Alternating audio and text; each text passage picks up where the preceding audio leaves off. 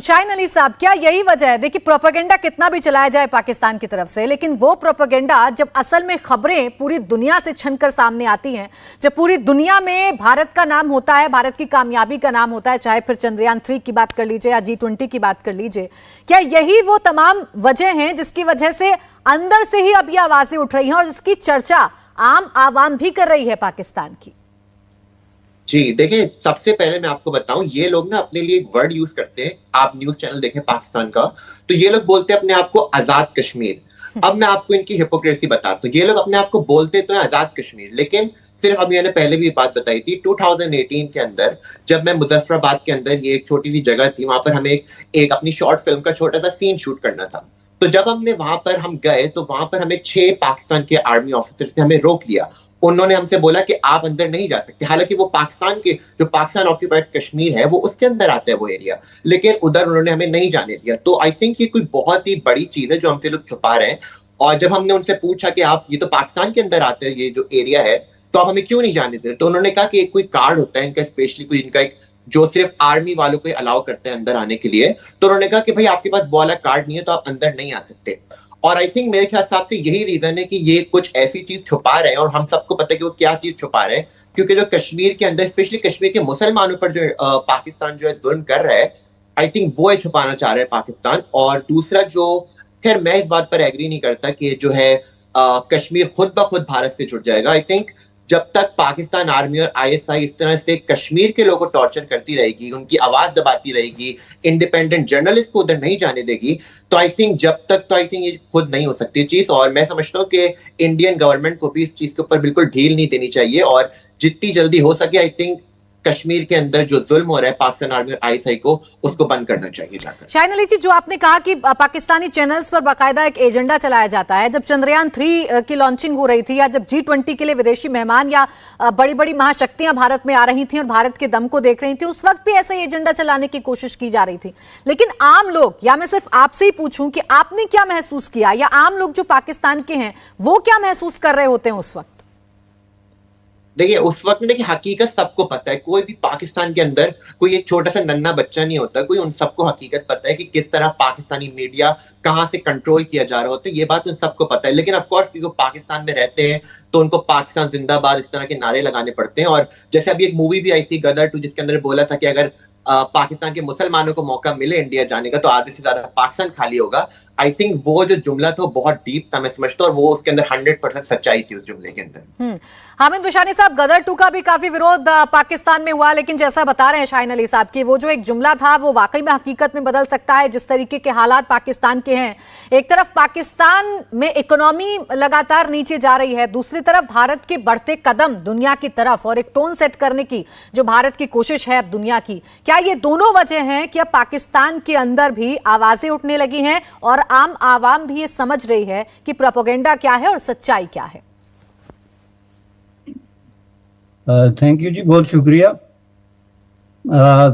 Definitely जो भारत का एक रिमार्केबल ओपनिंग है इंटरनेशनली, ट्रेड में, बिजनेस में और इकोनॉमी के हवाले से, उसका एक बहुत बड़ा इम्पैक्ट है पूरे इंडियन सब कॉन्टिनेंट पे। Is not just like Pakistan या पाकिस्तान के ज़ेर इंतज़ाम जो कश्मीरी इलाके हैं, बल्कि पूरे इंडियन सब कॉन्टिनेंट और इंटरनेशनली इसको फील किया जा रहा है कि भारत एक उभरती हुई ताकत है जो फ्यूचर में एक डेवलप कंट्री के तौर पे जो है वो अपनी स्पेस क्लेम कर सकती है इंटरनेशनल पॉलिटिक्स में। लेकिन ये जो कुछ आप पाकिस्तान के ज़ेर इंतज़ाम इलाकों में देख रहे हैं, this is not the first time, ये कोई पहली दफ़ा इस तरह नहीं हो रहा है।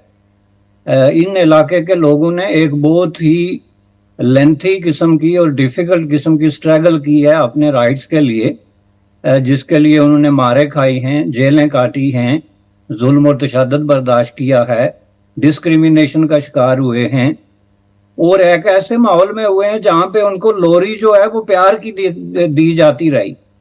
पाकिस्तान का नैरेटिव उनके लिए ये था कि आप और हम एक ही लोग हैं, हम में और आप में कोई फ़र्क ही नहीं है, इसलिए जो कुछ हम आपके साथ कर रहे हैं इसमें कोई ऐसी बड़ी बात नहीं, हम अपने लोगों से कर रहे हैं। ये एक जो इसका एक एस्पेक्ट था जिसकी वजह से अब इन इलाकों के लोग प्यार से भी डरते हैं। ये जो कहते हैं ना खुद ब खुद प्यार के जरिए भारत के साथ मिल जाएंगे। क्योंकि प्यार का उनको बड़ा तल्ख तजर्बा हुआ है सोशल मीडिया की वजह से। जो आप इस वक्त अनरेस्ट देख रहे हैं पाकिस्तानी ज़ेर इंतज़ाम कश्मीर में, उसकी वजह यह है कि लोगों को ये शऊर पैदा हुआ है कि उनके वसाइल, उनकी जो हक़ मलकियत है और उनकी जो हक़ हुक्मरानी है वो प्यार के नाम पे, मोहब्बत के नाम पे, मज़हब के नाम पे और इस्लाम के नाम पे उसको गज़ब किया गया है। जिसके नतीजे में आपको ये हर टाउन में, हर गांव में, हर मोहल्ले में एक अनरेस्ट नज़र आती है।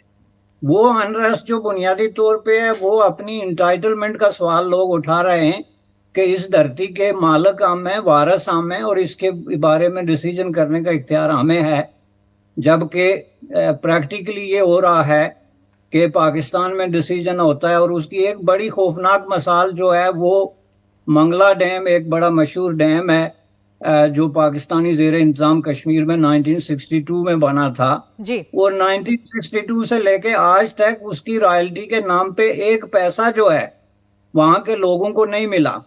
और जब वो उनसे पूछते हैं कि भाई हमारी रॉयल्टी कहाँ है, तो वो कहते हैं जी आप चूंकि काउंसिल ऑफ कॉमन इंटरेस्ट के मेंबर नहीं है, हमारा सूबा नहीं है, इसलिए हम आपको रॉयल्टी नहीं दे सकते।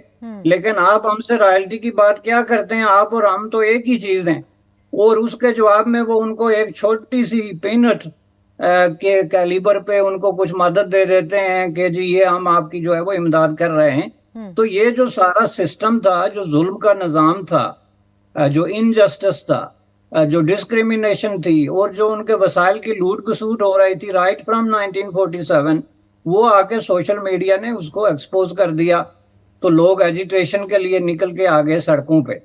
अब उनके पास एक ऑप्शन आ गया है कि हम जो है वो भारत के साथ भी जा सकते हैं। पहले तो ये था कि इन इलाकों में अगर कोई ये बात करे कि हम भारत के साथ जा सकते हैं या भारत के साथ हमारा कोई हिस्टोरिकल, कल्चरल और जियोग्राफिक ताल्लुक बनता है, तो उसको गद्दार करार देके तो उसको काबिले कत्ल और गोली मारने का जो है हुक्म दिया जा सकता था या उसको उठा के डिसअपीयर किया जा सकता था।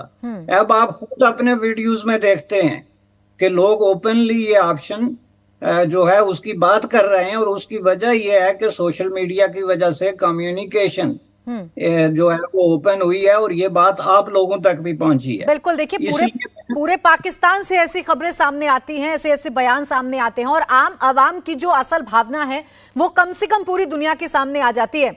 इंडिया टीवी हर वक्त हर जगह डाउनलोड करने के लिए सर्च करें India TV news Google play store या ऐप स्टोर पर।